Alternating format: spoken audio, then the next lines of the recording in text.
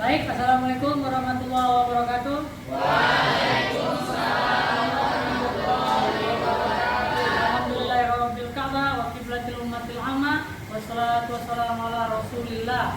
La haula wala quwata illa billah. Hari ini pertemuan kita yang terakhir dalam membawa materi. Di depan kita sudah ada pemakala yang akan menyampaikan materi makalahnya dengan baik. Kita harapkan penyampaiannya cepat, lugas, dan tegas. Kita beri waktu 5 menit. Kita persilakan. Assalamualaikum warahmatullahi wabarakatuh. Alhamdulillahirabbil ka'bah wa qiblati ummati amma wassalatu wassalamu ala Rasulillah la haula wala quwata illa billah. Yang saya hormati Bapak Dr. Suasana Nikmat Dilting MH serta teman-teman sekalian. Pada kesempatan yang berbahagia ini kita akan membahas materi mengenai resensi. Saya Muhammad Zaki Maulana selaku moderator akan membimbing jalannya diskusi pada sore hari ini. Untuk materi yang pertama akan disampaikan oleh rekan saya, Saudara Farhan Syafik. Pada Saudara Farhan saya persilakan. Saudara Farhan saya persilakan. Pengertian resensi. Resensi berasal dari bahasa Latin, yaitu dari kata kerja revider atau recenser, artinya melihat kembali, menimbang atau menilai. Arti yang sama untuk istilah itu dalam bahasa Belanda dikenal dengan recensi dan review. Dalam istilah bahasa Inggris, tiga istilah ini mengacu pada hal yang sama, yaitu mengulas suatu buku. Menurut WJS Purwadarminta, resensi adalah suatu pertimbangan atau perbincangan tentang sebuah buku yang menilai kelebihan atau kekurangan buku tersebut. Menarik tidaknya tema dan isi buku, kritikan, serta dorongan kepada khalayak tentang perlu tidaknya buku tersebut dibaca, dimiliki atau dibeli. Berdasarkan pendapat para ahli di atas, maka resensi adalah penilaian terhadap sebuah karya yang dapat memberikan gambaran penilaian terhadap sebuah karya yang dapat mengenai suatu isi karya agar dapat memberikan pertimbangan kepada pembaca. Dalam konteks ini ada pertanyaan yang muncul, yaitu apakah hanya buku yang bisa diresensi? Sebenarnya garapan resensi cukup luas. Selain itu juga ada tujuan dari meresensi, yaitu satu, memberikan informasi atau pemahaman yang komprehensif tentang apa yang tampak dan terungkap dalam sebuah buku. Dua, mengajak pembaca untuk memikirkan, merenungkan, dan mendiskusikan lebih jauh fenomena atau problem yang muncul dalam sebuah buku. Tiga, memberikan pertimbangan kepada pembaca apakah sebuah buku pantas mendapat sambutan dari masyarakat atau tidak. Empat, menjawab pertanyaan yang timbul jika seseorang melihat buku yang baru terbit seperti A. Siapakah pengarangnya? B. Mengapa ia menulis buku itu? C. Apa pertanyaannya? D. Bagaimana hubungannya dengan buku-buku sejenis karya pengarang yang sama? E. Bagaimana hubungannya dengan buku-buku sejenis yang dihasilkan oleh pengarang-pengarang lain? 5. Untuk segolongan pembaca resensi yang A. Membaca agar mendapatkan bimbingan dalam memilih buku-buku. B. Setelah membaca resensi berminat untuk membaca atau mencocokkan seperti yang ditulis dalam resensi. C. Tidak ada waktu untuk membaca buku kemudian mengendalikan resensi sebagai sumber informasi. Kalau sudah tahu tujuan resensi, lalu apa manfaat dari resensi tersebut?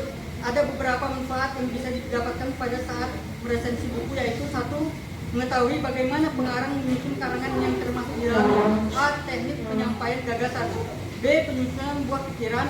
C. Penggunaan bahasa, kalimat dan diksi. Dan D. Pemecahan masalah. 2.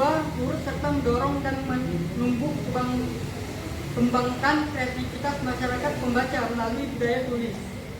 Dalam resensi buku ada beberapa ragam. Menurut Hernowo, ragam resensi buku dapat dilihat dalam 3 bentuk. Yang pertama, teknik menggunting dan meredakan. Yang kedua, teknik focusing atau memusatkan perhatian pada satu hal yang ada di dalam buku yang menarik perhatiannya. Yang ketiga, teknik comparing. Dalam bahasa yang sederhana, teknik ketiga ini bisa disebut sebagai teknik membandingkan. Karena membandingkan, maka yang dia baca tidak hanya satu buku yang ingin diresensi, tetapi juga buku lain, baik buku dengan tema sejenis yang ditulis oleh penulis berbeda atau buku berbeda yang ditulis oleh penulis yang sama. Yang kedua, teknik menulis resensi. Sebelum kita melakukan resensi, maka terlebih dahulu kita harus membaca buku yang akan diresensi tersebut. Karena dengan membaca buku tersebut, kita akan diketahui kelemahan dan kelebihan buku itu dibanding dengan buku-buku sejenis. Kemudian dalam resensi buku terlebih dahulu harus mengetahui unsur-unsur dalam resensi buku. Adapun unsur-unsur tersebut antara lain yang pertama membuat judul resensi, yang kedua menyusun data buku, yang ketiga membuat lead. Sama dengan penulisan artikel atau kusur, resensi juga menggunakan lead. Untuk lead dapat dimulai dengan berbagai hal antara lain yang pertama memperkenalkan siapa pengarangnya, karyanya berbentuk apa saja dan prestasi yang pernah diperolehnya. Yang kedua, kekhasan sosok pengarang. Yang ketiga, keunikan buku. Yang keempat, tema buku. Dan kelima, kelemahan buku.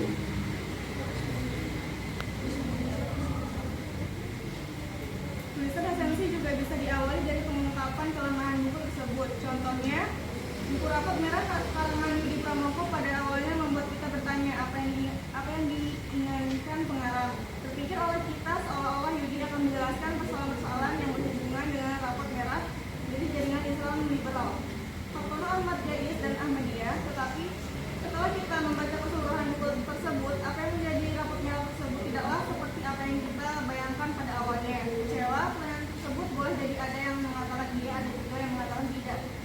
Kenapa buku tersebut tidak seperti yang kita harapkan? Jadi, banyak hal yang bisa kita munculkan dalam memulai lead dalam meresensi buku, seperti kesan pertama membaca buku tersebut atau penerbit buku itu sendiri atau hal-hal lainnya. Dalam resensi kita boleh saja mengkritik, tetapi walaupun diperbolehkan mengkritik, kritiklah dengan bijaksana, objektif dalam bertanggung jawab.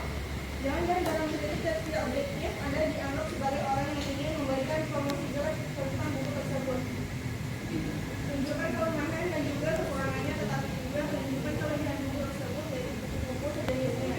Untuk menutup resensi biasanya berisi hal-hal yang bersifat objektif. Untuk menentukan membaca atau tidak membeli dan membaca buku tersebut. Contoh, buku ini memang mempunyai kelemahan diantaranya masalah editing, namun bukan berarti buku ini tidak punya kelebihan. Berbagai hal mengenai informasi dapat kita lihat di sini, jadi buku ini menarik untuk dibaca. Atau saya merekomendasikan Anda untuk membaca buku ini, karena menurut saya buku ini sangat penting, tidak hanya untuk kalangan praktisi, juga untuk masyarakat umum. Atau buku ini merupakan referensi penting bagi kehidupan masyarakat Indonesia, khususnya para orang tua, jadi tidak ada salahnya memiliki buku ini. Untuk pemaparan materi, kita masuk ke sesi tanya jawab. Jika ada teman-teman yang ingin bertanya, memberi kritik maupun sarannya, saya persilakan. Perkenalkan nama saya Linda Viva. Saya ingin bertanya, bagaimana cara menemukan kekurangan dan kelebihan buku yang diresensi? Perkenalkan, nama saya Ivan Terbayir. Saya dari kelompok 3 ingin bertanya kepada kelompok 11. Pertanyaan saya adalah, apa perbedaan antara resensi dengan ringkasan? Baik, saya akan menjawab pertanyaan dari Saudari Adinda. Bagaimana cara menemukan kekurangan dan kelebihan buku yang diresensi? Berdasarkan penjelasan kami, cara menemukan kekurangan dan kelebihan buku yang sedang diresensi adalah dengan membaca dan memahami isinya. Membaca dan memahami isi buku dapat dimulai dengan identitas buku dan sinopsis. Setelah itu dapat disimpulkan kekurangan dan kelebihan dari buku yang sedang diulas. Terima kasih. Setelah saya akan menjawab pertanyaan dari Ikhwan, apa perbedaan antara resensi dengan ringkasan? Perbedaannya yaitu, pertama, resensi itu lebih subjektif, sementara ringkasan itu bersifat objektif. Yang kedua itu, resensi menyajikan fakta-fakta, sedangkan ringkasan memberikan opini. Yang ketiga, resensi hanya ditulis oleh penulis terkenal, sementara ringkasan dapat ditulis oleh siapa saja. Dan yang terakhir adalah resensi hanya berfokus pada buku, sedangkan ringkasan bisa berupa karya lain seperti film atau musik. Baiklah, presentasi telah selesai.